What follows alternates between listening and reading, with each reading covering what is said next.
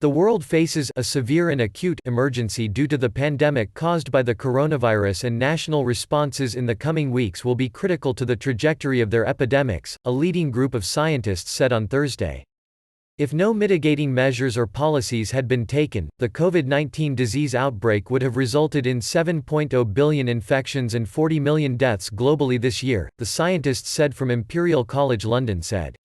But if mitigation strategies are implemented that are able to shield the elderly via a 60% reduction in social contacts, and slow but not interrupt transmission of the disease with a 40% reduction in social contacts for the wider population, that disease burden could be cut in half, saving 20 million lives. But we predict that even in this scenario, health systems in all countries will be quickly overwhelmed, said the report, the 12th study by this research team since the new coronavirus first emerged in Wuhan, China in December. This effect is likely to be most severe in lower-income settings where health service capacity is lowest.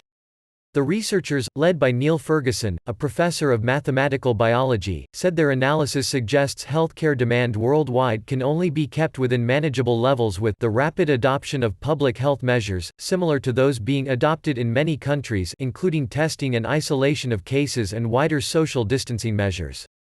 Ferguson's 10th study, published earlier this month, was seen as a key influencing factor on moves governments in Britain and Europe took to increase social distancing measures and tighten lockdowns in an effort to slow the expansion of the pandemic.